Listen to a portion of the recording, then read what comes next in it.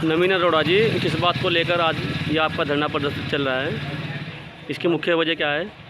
माननीय एक हमने स्वास्थ्य महानिदेशक को शिकायती पत्र का एफिडेविट दिया था कि माननीय सामुदायिक स्वास्थ्य केंद्र ज्वालापुर में ऐसा ऐसा भ्रष्टाचार हो रहा है, जिसके लेके हमने एक 32 पन्नों की उनको शिकायत दी, एक ऑडियो सीडी दी, एक वीडियो सीडी दी और उनसे निवेदन किया कि अगर मैं मुजरिम हूँ, मेरे बयान झूठे हैं तो मुझे मेरे ऊपर भी सज़ा कर दे आप। उसको लेके डीजी स्वास्थ्य महानिदेशक शैला भट्ट उस समय की थी, उन्होंने एक आदेश जारी करा था कि भाई इन 6 आदमियों की प्रतिकूल परिशिष्टि अंकित करते हुए तुरंत स्थानांतरण के लिए कार्यालय को लिखें। मगर मुख्य चिकित्सा अधिकारी द्वारा व्यापक भ्रष्टाचार हुआ, जिसको लेके मैं बार बार इनको निवेदन करता रहा।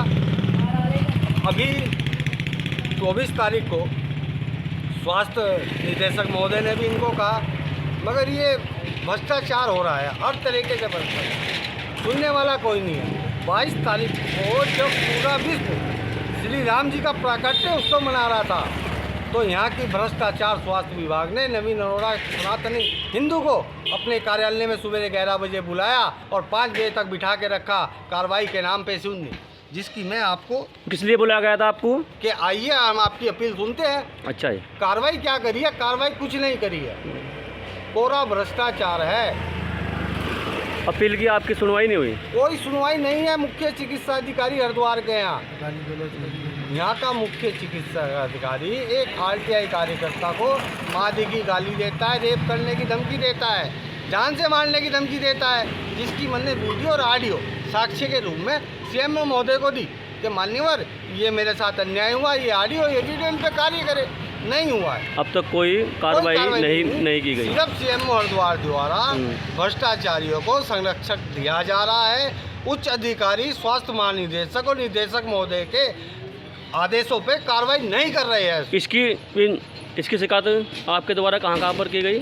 स्वास्थ्य महानिदेशक हो गए, निदेशक हो गए, स्वास्थ्य सचिव हो गए, सबने लेटर दे दिए है। ये सारे लेटर हमारे पास है, प्रमाण है।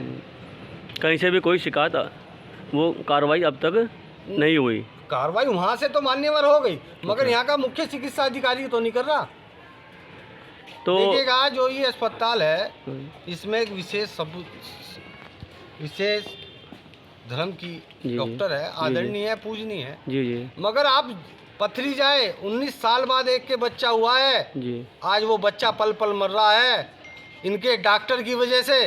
ये उन पे कार्रवाई नहीं कर सकते क्या? ये संरक्षक देना है, उनको बिठाया जा रहा है। क्या हो रहा है? बच्चे को क्या दिक्कत है?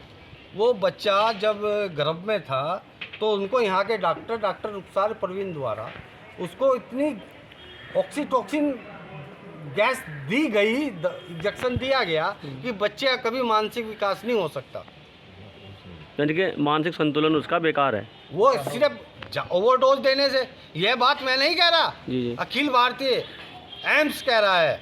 एम्स पे हमने उसकी जांच कराई। गरीब परिवार है, 19 साल बाद जिसके बच्चा हुआ वो अपने बच्चे को पल पल मरता हुआ देख रहा है। सीएमओ हरिद्वार को कई बार कह दिया, मगर नहीं, कार्रवाई नहीं होती है। उल्टा प्रमोशन दे दिया जाता है अधिकारी को, जबकि स्वास्थ्य निदेशक और स्वास्थ्य डीजी कहते हैं कि कार्रवाई करो। यानी कि जिसने गलती की ओवरडोज देने की, उसी का प्रमोशन किया जाता है।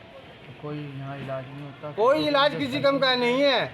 मैं कई बार निवेदन कर चुका हूँ सीएमओ महोदय को, सीएमओ महोदय कार्रवाई करो। ये देखो,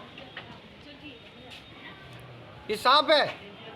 सीएमओ महोदय अपने जान पहचान को, यारी दोस्तों को सरकारी टेंडर अलॉट कर रहे हैं।